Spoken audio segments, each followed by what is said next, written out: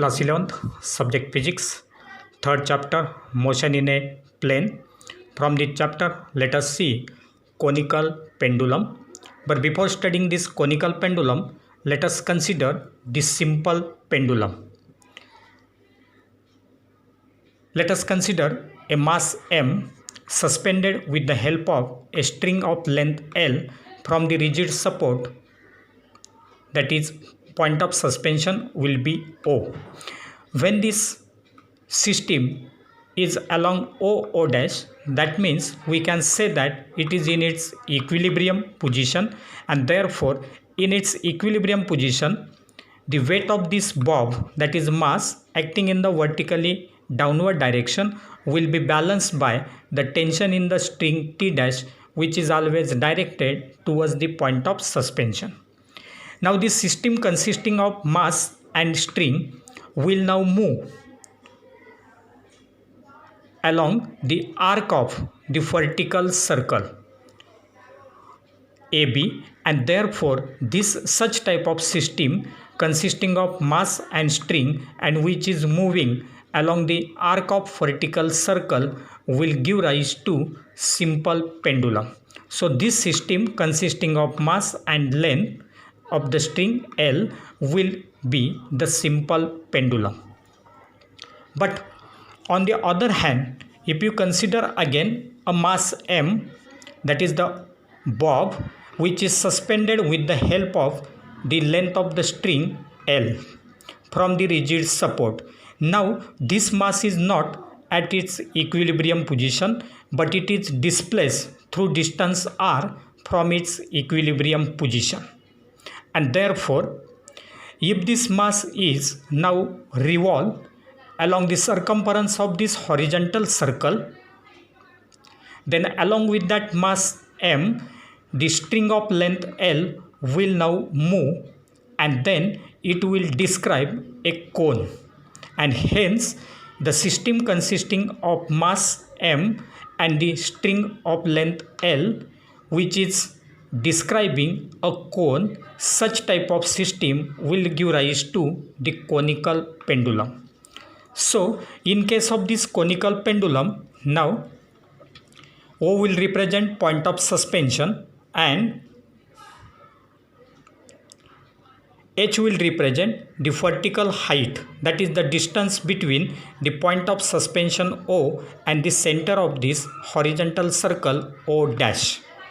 R will be the radius of that circular path. And now there are two forces acting on this mass M, that is the bob of mass M. First one is the gravitational force mg, which is acting in the vertically downward direction, that is mg, that is the gravitational force. The second force acting on this mass is the tension in the string T dash, which is always acting along the length of the string, and it is directed towards the point of suspension O. Now whatever may be the position of the mass along the circumference of this circle, this angle made by the length of the string with this vertical H will be constant, that is equal to theta. And now in this case, the two forces mg and T dash are acting on this mass, but now in this case T dash, that is tension in the string, will not balance this mg because they are not exactly in the opposite direction, and therefore T dash will not balance mg, but some component of T dash will balance the weight mg, and therefore by the process of resolution of the vectors, this tension in the string T dash will be now resolved into two perpendicular components. One component will be horizontal component, which will be directed towards the center of this horizontal circle, and second will be perpendicular to it, that is in the vertical direction. Now as this angle is theta between L and H, this angle will be also theta between T dash and its vertical component, because this vertical component of T dash and H both are parallel to each other, and this length of the string L will be its intersection, Therefore, this angle and this angle will be alternate angles. As this angle is theta, this will be theta. And now let us see what are the values of the horizontal and vertical components of T dash. So for that purpose, let us consider this right angle triangle. Here there will be 90 degree. This angle is theta, and therefore this will be the hypotenuse, that is T dash will be the hypotenuse for this triangle. And therefore this horizontal component will be similar to that of this dotted line, which will be opposite side to that of angle theta. And therefore the value of this will be hypotenuse into sine theta, and therefore horizontal component is T dash sine theta, which is directed towards the center of the circle and acting along the radius of that circular path. Similarly, this vertical component, this will represent the adjacent side to that angle theta. As it is adjacent side, it will be equal to hypotenuse into cos theta, and that is T dash cos theta. So in this way, T dash is resolved into two perpendicular components, that is T dash sine theta acting in the horizontal direction towards the center of the circle, and second component is T dash cos theta, which is in the vertical direction. So in this case, T dash cos theta will now balance this mg because it will be equal in magnitude and opposite in direction. So T dash cos theta balances mg. Now what will be the role of this T dash sine theta? So T dash sine theta is acting along the radius and directed towards the center of this circle. Therefore, it will provide necessary centripetal force for the circular motion of that bob. And therefore, we can write T dash cos theta balances weight of the bob mg. T dash cos theta balances weight of the bob mg. Therefore, T dash cos theta equal to mg, equation number 1. Second will be T dash sine theta, that is horizontal component, provides centripetal force for the circular motion of that bob, and therefore T dash sine theta will be equal to, we know the formula for centripetal force, that is mv square upon r, where v will be the speed of that bob. That will be equal to mr omega square, where omega will represent the angular velocity of that bob. Equation number 2. So first equation is T dash cos theta equal to mg. Second equation is T dash sine theta equal to mv square upon r, that is equal to mr omega square. Now dividing equation 2 by equation 1, we will get T dash sine theta upon T dash cos theta equal to mv square upon r divided by mg. From this T dash will get cancelled. Sine theta upon cos theta will be tan theta, and therefore we can write tan theta equal to phi square upon rg, because here will get cancelled and we will get phi square upon rg. Or from this, that angle theta will be written as tan inverse of phi square by rg. Theta is equal to tan inverse of phi square upon rg, equation number 3. Now let us consider again this equation, that is tan theta is equal to phi square upon rg.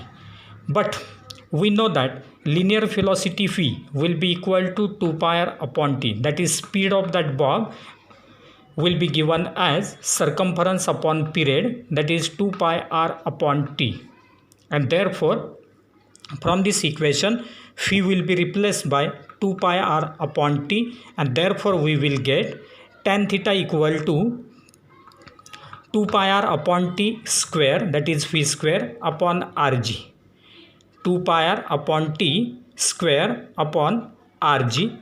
So it's squaring it, we will get 4 pi square r square upon this t square into rg. 4 pi square r square upon t square into rg.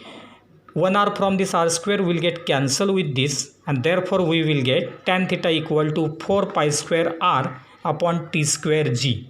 4 pi square r upon t square g. And therefore from this equation we can write expression for t square, and therefore t square will be equal to this t square will become now 4 pi square r upon g tan theta. Now taking square root, we can write t is equal to 2 pi square root of r upon g tan theta. T is equal to 2 pi square root of r upon g tan theta, equation number 4, where t is the period of that conical pendulum. But from the figure, from this figure, that is from triangle OMO dash, from this right angle triangle, we can say that sin theta will be equal to sine of this angle. Sin theta is equal to opposite side upon hypotenuse.